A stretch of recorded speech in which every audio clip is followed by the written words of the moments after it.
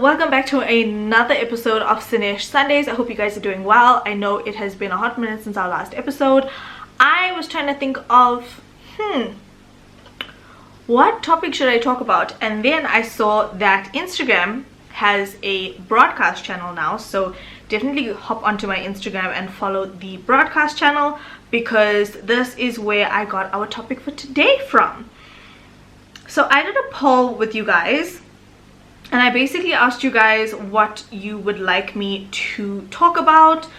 One of the topics was self-love and the healing journey, because you know there's always more to add on that. What failed relationships have taught me, working on yourself after a breakup, and today's topic was how to attract and build healthy relationships. So this was like obviously voted the most people wanted to hear about this, and then we'll obviously go through all of the other topics.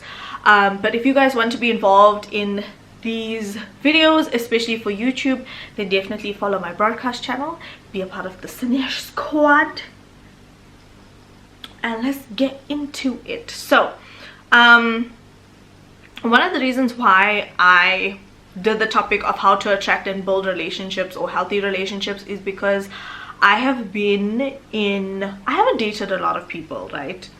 But the relationships I've been in have been with toxic men, emotionally unavailable men, and you know, I also connected with somebody recently who is also, well, I didn't really connect with him because we were not vibing, okay, but he was also very emotionally unavailable, and it was just giving toxic vibes, you know. And you know, one of the things I realized through working on myself and my self-love journey is that you have to become the version of yourself that allows you to be with people who are the opposite of what you usually are attracted to, if that makes any sense at all.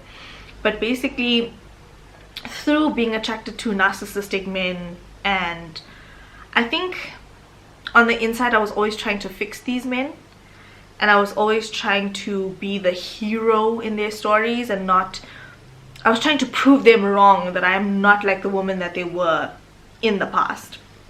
And I think that was my biggest downfall, because I should have just was like, I should have stayed true to myself, and I should have said, this is my self-worth and I'm not settling for anything less than I deserve. But instead I was like, oh, let me prove to you how women are not like what you've experienced before, and I'm not here to fix anybody, point blank period, and I shouldn't have to fix anybody, you know.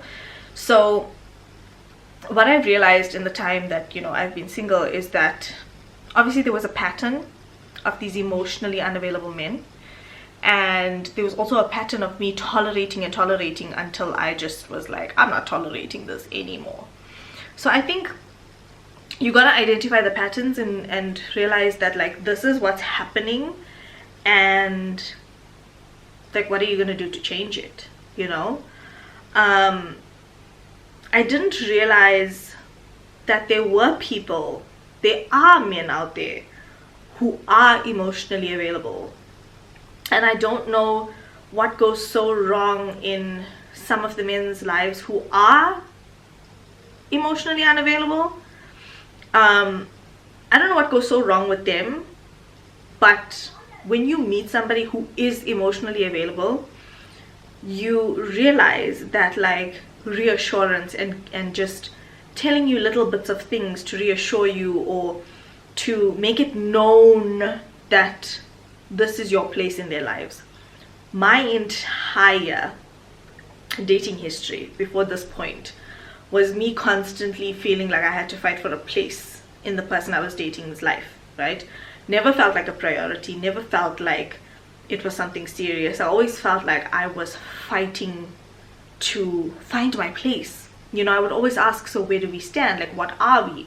Like, I was constantly being dragged along, I would say, you know. And you know, I think I lacked self-worth, and I thought that if I give them time, they would know what place or what role they wanted me to play in their lives. But if a man doesn't know from the beginning, he's never gonna know. And I think at the end of the day, it boils down to you just being discerning about what you're willing to tolerate and what you're not willing to tolerate, because some relationships are not that easy, you know. It's not just like, okay, I've been dating this guy for a couple of years, whatever the case is, like, it doesn't look like it's getting anywhere serious, but I want to be serious. It's hard to walk away from people who you've envisioned a life with. So obviously you have to be discerning. You have to figure out what you're willing to tolerate, what you're not willing to tolerate, what is okay for you, what is not okay for you. And I really had to sit within myself and just ask myself, what is okay and what is not okay. A friend of mine last year sometime, literally I think, I can't remember if I was visiting her salon or I think we sat down for lunch, and she was saying to me, like, write down your non-negotiables list. And at that point I didn't even think about it. Like, I've obviously just contemplated it, but I never really actually thought like, okay, this is something serious. And she said to me, write down your non-negotiable list, what you're willing to not negotiate on at all, and you'll find your partner. And it is insane how I think I wrote that non-negotiable list beginning of this year, and I ended up speaking to someone in the beginning of this year as well, and for me, he reinforced my non-negotiables list, because it was like the penny started dropping. When you have a list of things that you want for your life, and when the person that you are talking to is not aligning with what you want for your life, you're just sitting there like, yeah, this is not my vibe. You literally, like, whatever does not benefit you, you don't stay in places that you're not meant to be, if that makes any sense. So if I could say anything to help you attract your better half, or to help you build better relationships, remember that relationships are not just relationships with a boyfriend, it's also relationships with your friends. And I think for a long time I have tolerated not the nicest of friends, and I would say in the last year, less than a year, I have attracted friends who know my heart, who understand my heart, and I know that these are the people that I can go to if I ever need anything. I mean, I was 27 at the time. At 27 years of age, I finally found my people, you know. And it's so important to look at relationships holistically, you know. Yes, things may be great with your friends and stuff like that, and sometimes I think I overlook a lot of things, and I tolerate a lot, friendships and relationships. And I was just at a point where I didn't want to be stuck in a place where I felt like if push came to shove, like my friends were not going to have my back. And I know now that I can count on my friends no matter what. I can count on my friends more than I can count on my family. My friends are like my family at this point in time. So there's a lot of things that have happened to me in the last couple of years that just made me realize that it's important to build and attract healthy relationships, regardless of whether it's with a partner, with a friend, with a confidant, with a companion, whatever the case may be. It's so important. And especially your relationships with your family. Our families are never going to be perfect, right? There are times where they are, but there are times where they'll get on our nerves. And I say this because, you know, there's such a big age gap between my siblings and I that, I mean, I'm sure we get on each other's nerves all the time, especially when we were living together. But, you know, maturity and growth is being able to say, you know, I didn't like what you said at that point in time, however, this is my point of view, or whatever the case may be is. And if your family is not ready to get to that point, then that's okay. But as long as you know that you have open lines of communication with people that are closest to you, that you speak to every day, you know, it needs to be important. Like, I speak to my friends more than I speak to my family sometimes, just because they are a WhatsApp message away, you know. And also life happens, so you can't expect your family to always be there at the drop of a hat, you know. One thing I love about my friend group, and one thing that I love that we do and that we appreciate, is that we will support you in whatever you choose. We will give you advice where you ask, but you are also allowed to feel the way that you feel about certain things. It doesn't mean just because I feel a certain way on this topic that you should feel the same way. So we respect each other's opinions, and we are more so people who, we don't have to be overly agreeable with each other. You know, that's, for me, that's not what friendship is about. We don't have to be overly agreeable. We should be able to hold each other accountable, obviously within reason, and make sure that each other is okay. And you know, like I'm saying, nobody's perfect. Your friends will get on your nerves sometimes, your family will get on your nerves sometimes, but I think as long as you can communicate through that, it's important. And for me, I feel like communication is key, whether it's a relationship or friendship, whatever the case is. Like, if you're not able to sit down and have a proper deep conversation with someone, especially someone who you are very close with, you know, I feel like the communication is so pivotal in forming these healthy relationships. Because here's the thing, you know, we as human beings are imperfect. We are so imperfect. And there will be times where we unintentionally hurt someone, or we say something that made them feel some type of way, or we did something that made them feel some type of way. And in our mind, it's what we usually do. It's nothing out of the norm, and we may not be aware with how we are affecting that person based on our actions. So if our friends come to us, or our partner comes to us and says, listen, you know, the way in which you answered me, you know, made me feel some type of way, or your actions on this specific day made me feel some type of way, you as a person need to be able to communicate effectively and say, listen, I'm sorry I did that, it was never my intention. But also, what I find is that empathy these days is not something that everyone has, and this is fully just my opinion on the matter. But when it comes to friendship, it's so important to have a level of empathy to understand. Everybody's going to have their own point of view, right? But what I'm saying is, my friends and I know that we have our own points of view, but just because one of our points of view may be heavily different to the others doesn't mean that their point is invalid. You know, your point is still valid, your feelings are still warranted, and we will accept what you say, and we all know where each other stands. You know, it's nothing that needs to be detrimental to the friendship. And the same exact way, like, communication and communicating these things is so important. You know, there's sometimes where maybe your friend is quiet. Hey, are you okay? Like, did I say something to upset you? Those things are so important. And also being able to listen and grasp. Like, I am the first person, if I have done something wrong, I am the first person to apologize. I'm the first person to say, listen, what I said was wrong. I acted out of emotion, and that was not right of me. I should have waited a while to calm myself down. I should have done certain things different, and I'm sorry I hurt your feelings. That was never my intention. Just know I have love for you and I care about you. And it's so important to be able to take accountability for your actions, as well as the other person to be receptive of your apology. Because if the other person doesn't really have an empathetic, not everybody is going to be the same, obviously, but we need to have a level of understanding towards people, which I think is so important. Hence why communication is important.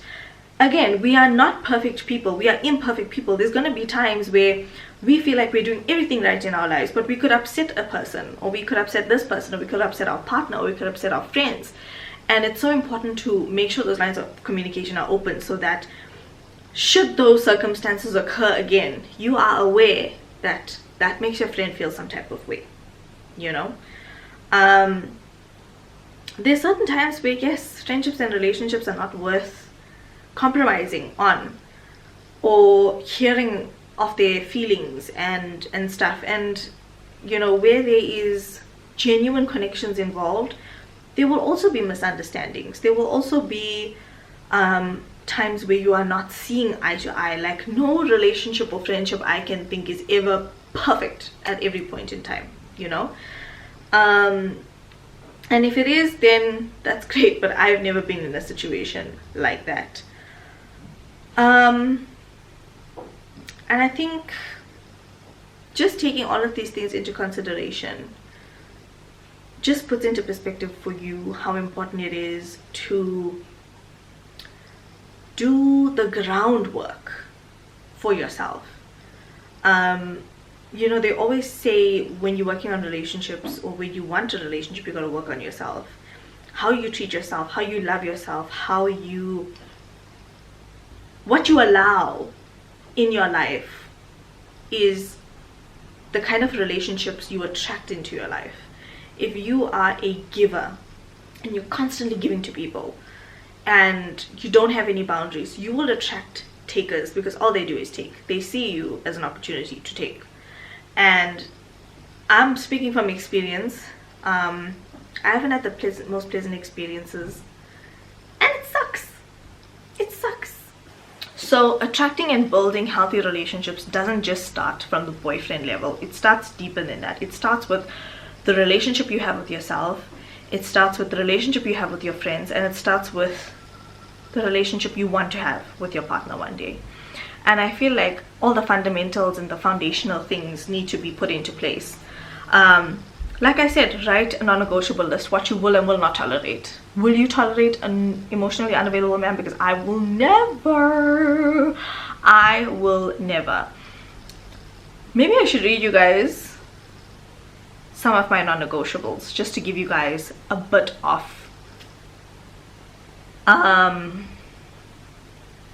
insight with regards to what I'm talking to when I talk about non-negotiables. I have 9 non-negotiables, but I'm only going to give you guys a few. Okay, this was in February that I wrote this list. Obviously my top one is an emotional unavailable man. I will never tolerate an emotional unavailable man. I cannot, because I am the kind of girl, or woman rather, who I love to love. I love to receive love. I love to give love. And if a man is emotionally unavailable, he's not going to fully appreciate the love that I have to give. And I've realized that through my past relationships. They were not emotionally available. So whatever gestures I made to them was falling on deaf ears, because they were so emotionally unavailable that it was just water off a duck's back for them. But for me, it was a big thing. And I think at the end of the day, you end up resenting these people, because it's like you're pouring so much of emotion and you're getting nothing in return. Which obviously, in nothing in life should you do anything to get anything in return. But when you are in a relationship, it's not just a one-sided relationship. There's 2 people in a relationship. It's a give and take. So I feel like for me, I can't deal with an emotionally unavailable man. You will know one when you see one. He will just not care, not have a care in the world, not even acknowledge your feelings, not even acknowledge anything you have to say, or it's the worst. Okay. Someone who doesn't care to meet me halfway in my love languages. If my partner says love language is food, I will make him whatever he wants to eat. Literally. And if I say my love language is acts of service or gifts or quality time and all of those things, I expect my partner to meet me halfway. Relationships are not just about one person getting what they want. It's about 2 people making things work. And it should never have to be labor, like physical labor, like work. It should flow seamlessly, because you both want to make it work with each other. So someone who doesn't care to meet me halfway in my love language, because I will meet you halfway in yours, best believe. But if you can't meet me halfway, what's the point? Oh my god. Someone, because men have a way of telling you that they weren't serious about their previous relationships, and when they tell you, believe them. My other non-negotiable was men who are not serious about relationships and the relationship that they see in me. Because if you are confused about this package that I come in, then you don't really see a future with me. I've heard women say all the time, I've heard men say all the time, when you know, you know. And I thought, but not everybody knows. Surely not everybody knows, right? But the fact of the matter is, when a man knows, he knows. Sometimes a man will know before you know that you are the one, that he wants to be with you. So that is like my top 3 things I just was not willing to compromise on. If you seem like you are not serious in relationships, don't waste my time. If you are not serious about your relationship with me, you're not telling me where we stand, don't waste my time. Period. So it's so important to have your non-negotiables list and, you know, draw boundaries for yourself, what you will and will not tolerate. And obviously, you're not going to figure this out overnight, because when my friend said to me, you need to write down your non-negotiables list, I didn't think about it at the time, because I was like, what is my non-negotiables list? Because there's so much to consider, you know. I think at the end of the day, what is important for me is how somebody treats me. You can have all of the money in the world, you can have everything in this life materialistically, but if you are not treating me with kindness, with compassion, with love, with affection, if you are not loving towards me every day, that's not a relationship that I'm going to flourish in. I'm not going to flourish where there's material things. I've been broke before, I didn't die. I'm still here. But it's the things that are invaluable that matter to me. And that is how I'm treated, how somebody meets me halfway, how they reassure me, how they make me feel, the fact that I don't have to guess, what am I, what are we, you know, months have gone by, you're still asking yourself, what are we? Hi, it's a joke, darling. And I've been there. I've been there. I don't even know why I call my last relationship a relationship, because the fact of the matter is that man did not even ask me to be his girlfriend. I will straight up tell you guys, he did not ask me to be his girlfriend. And men gaslight you, because that's what they do. And then when you ask, what am I? They're like, but you know I'm here. You know you're the woman in my life. You know that, like, I only care to talk to you and be with you and spend time with. They gaslight you. If a man has never asked you to be his girlfriend, men who want you in their lives, men who are serious about you, will never leave it to chance. That's when I realized it's not a vibe. So I think it's so important. And listen, I get it, right? Relationships and the title of relationships are not important to some people. Marriage or the title of marriage is not important to some people. But it's important to me, you know. And yes, it might not be important to you, but go with your gut and do what makes you happy at the end of the day. Like I said, no one's perfect, and this is just my opinion. But being in a relationship and having someone tell me exactly where I stand is important to me.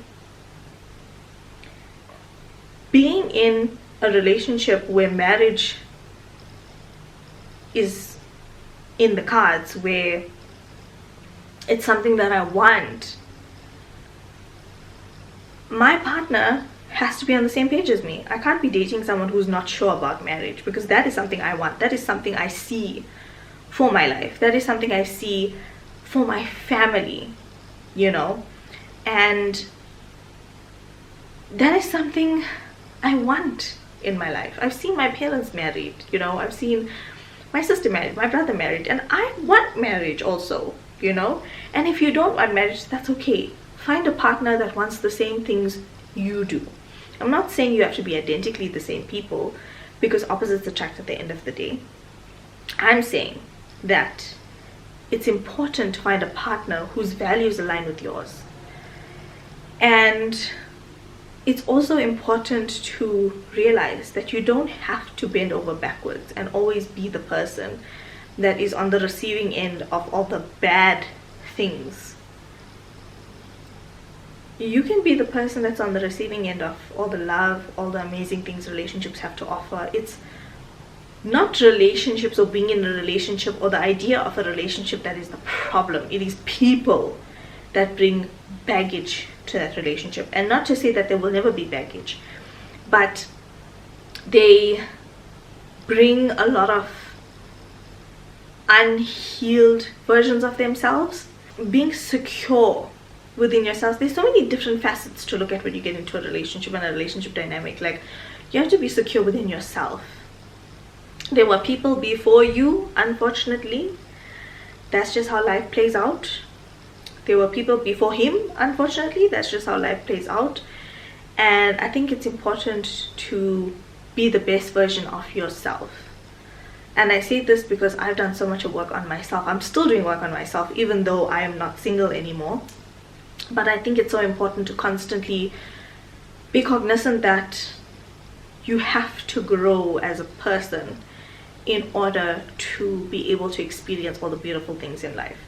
And that's another thing, coming to manifestation and attraction.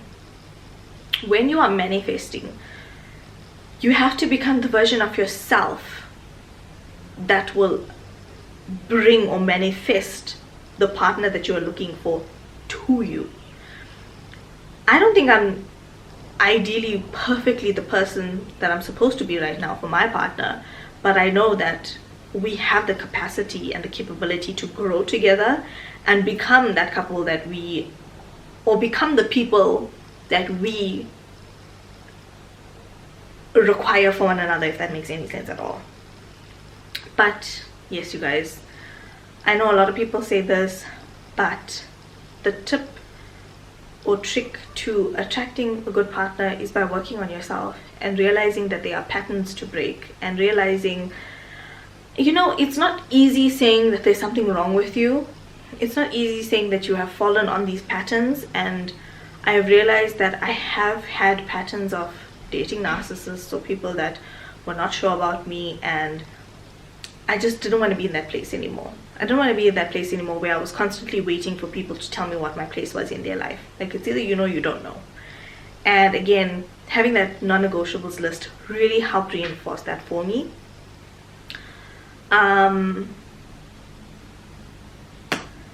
And yeah, I think that is pretty much all I have to say on how to attract and build healthy relationships. It all starts with you.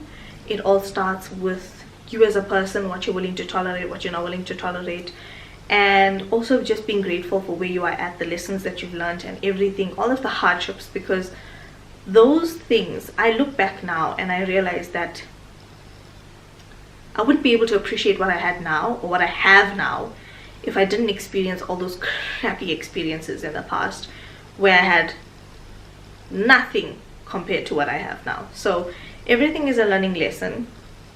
Like Rihanna's tattoo says, always a lesson, never a failure, or never a failure, always a lesson, whichever one that is. And you know, I think we beat ourselves up about these experiences all the time.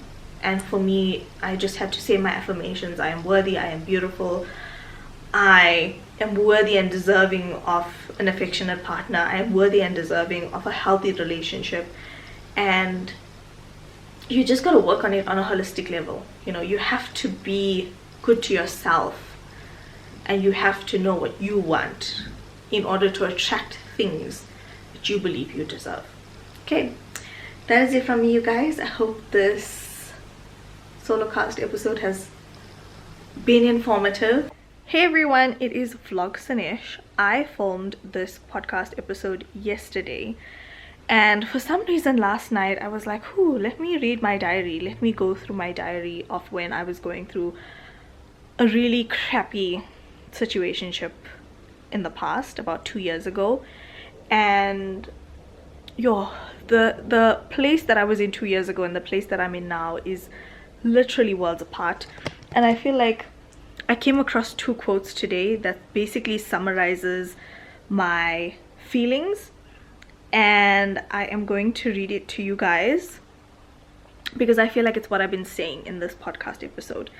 The first one is, your ex's behavior and decisions make more sense when you consider what they've gone through, how they grew up, and any of their past trauma. But remember that it's never an excuse for how they've treated you.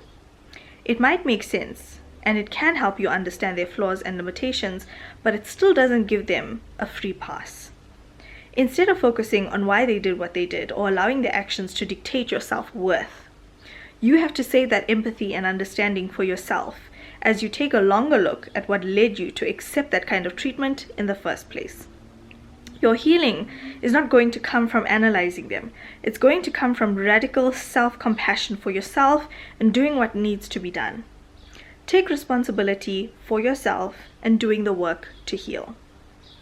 That is quite deep, and I feel like a lot of what I've said in this episode is just taking accountability for yourself and healing yourself. Because another thing is, like, dwelling in the past is not, and this is why I don't like dwelling in the past.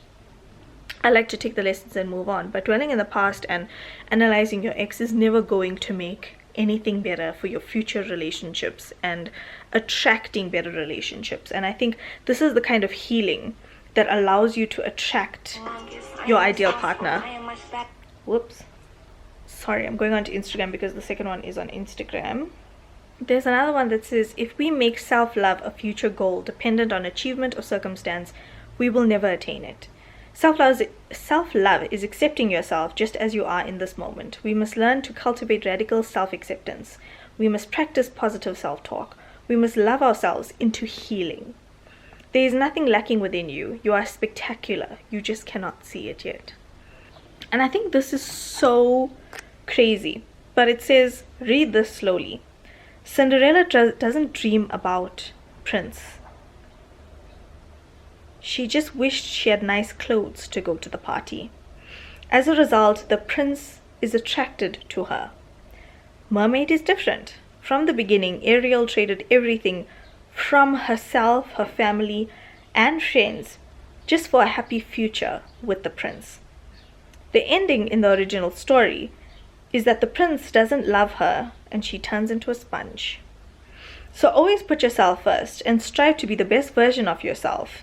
Then the person who suits you best will appear. Remember, your outcome is like Cinderella or Ariel. It just depends on whether you appreciate yourself or not. So this idea of attracting healthy relationships and partners and building healthy relationships starts from yourself and your relationship with yourself. And I hope that this solo cast episode has helped you guys. I hope that sharing a bit of my experience has helped you guys as well. And I hope that you remember that you are worthy of everything good in this world. You are worthy of great experiences. And until you believe that you are worthy, those experiences will not come to you. I mean, reading my diary yesterday, 2 years ago, I felt invisible. I felt like I was last on everyone's priority list. I felt like I wasn't getting the love that I so freely gave to people.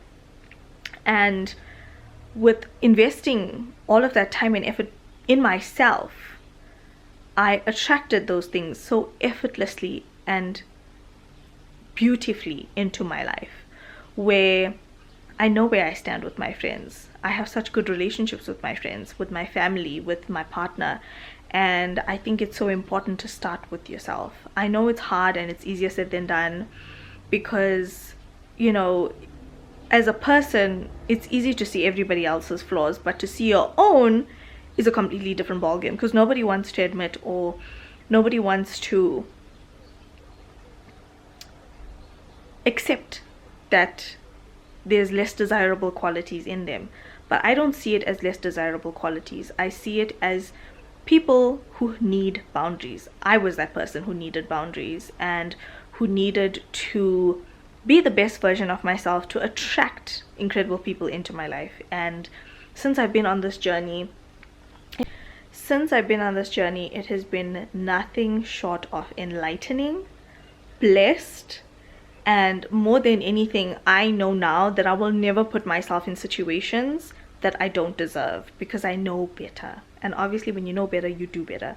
Life is never going to be perfect. There will always be ups and downs. Your partner is never going to be perfect. I think for being single for so long, you think that you have high expectations of situations and relationships. But I think for as long as you remember that you are not perfect, and you cannot expect perfection when you yourself are not perfect, you know, and you yourself are going to make mistakes, and you yourself are, you know, a human being at the end of the day. I think it's so important to just put all of those things into perspective. And I always say, like, you need to decide for yourself how you want to be treated. And if you are in a relationship that does not support that, why are you wasting your time? You know, I think we have all wasted our time in places where we were not going to grow, in places where we did not belong, in places where we were compromising on our own happiness to make another person happy. And as much as there should be a healthy level of compromise in certain situations, it shouldn't be a one-sided thing. So I hope this solo cast has helped you guys.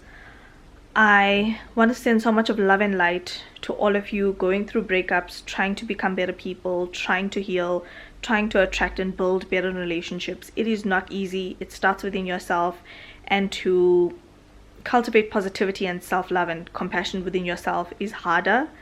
It's so easy to do it for other people, but to do it for yourself is a whole different ballgame. I wish you guys love and light and healing. I hope that this has helped at least one of you out there. I love you guys so much. Don't forget to slay all day every day with and without makeup. This is my Sanesh Sunday solo cast by me, for you. I love you guys, and I'll talk to you guys in the next one. Bye bye.